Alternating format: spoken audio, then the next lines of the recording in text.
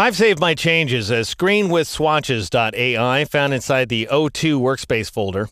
In this exercise, I'm going to show you how to rearrange your panels so that you have the most important panels in Illustrator CS5 ready and waiting within easy reach. And I'm going to start by moving brushes and symbols. I like both of those panels, however, I don't use them nearly as much as swatches. So I'm going to move brushes by dragging its tab over into this single column area that I initiated using the Navigator panel. But I don't want to group it with Navigator and Info.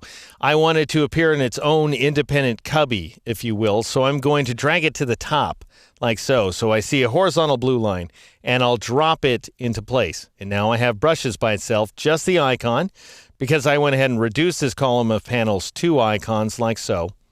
Now I'll grab symbols, and I'll drag it into the brushes cubby.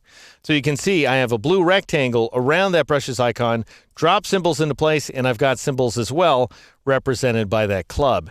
Now swatches, normally I would keep it independent, but I don't have that much room on the screen. So I'm going to have to group it along with color and color guide. Usually it's nice to have swatches independent so you can drag and drop items from color or color guide into it. But as I say, I'm going to put it up here. Up to you what you do. All right, so now I have those guys grouped together, as you can see. So just keep an eye on those blue outlines. They tell you what you're doing. I'll go ahead and drag this boundary upward so that I'm devoting less room to swatches and more room to layers and artboards.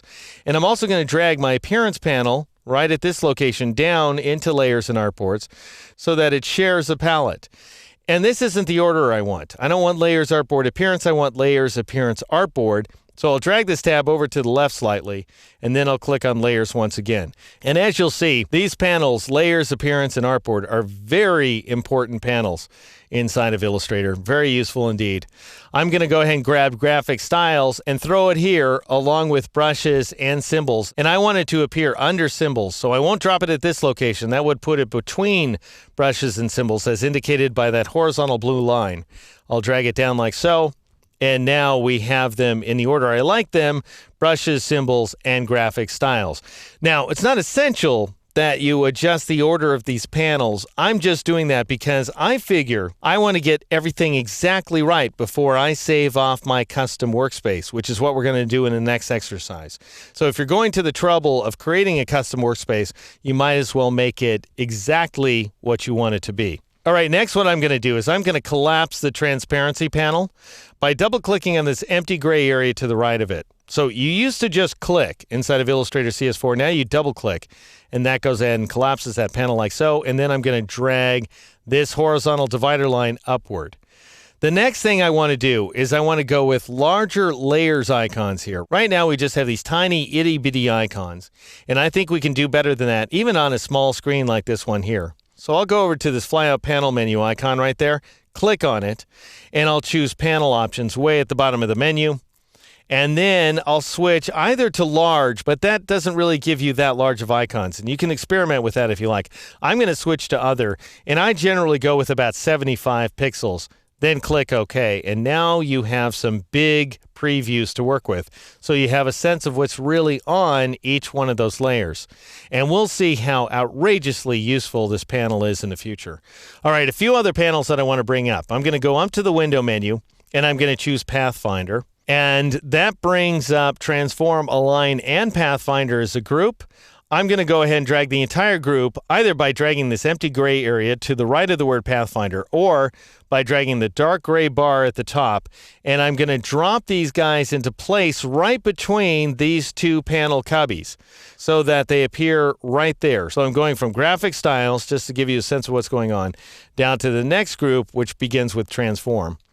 And then I'll go up to the window menu, and I want to bring up a couple of other things. Way down here, at the bottom of the list, I want to choose Type, and then I'll choose Character. Or I could press Control-T, Command-T on the Mac to bring up the Character panel, which also includes Paragraph and OpenType.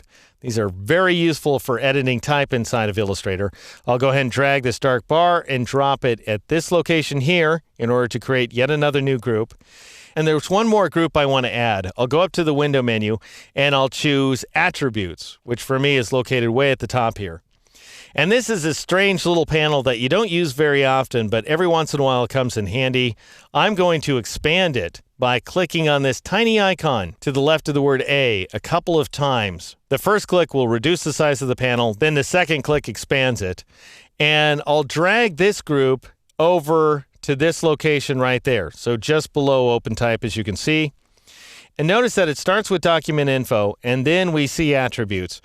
I really want to add info to that group because it doesn't really belong with Navigator, in my opinion. So I'll drag the eye in a circle up the list until it's inside this cubby, but it's above. In other words, it's not in the middle someplace. It's above like so. Drop it, and now I have the eye in a circle, the eye on the page, and whatever the heck that darn thing is. All right, now that I have my panels set up exactly the way I want them to be, I'm going to save off a custom workspace in the next exercise.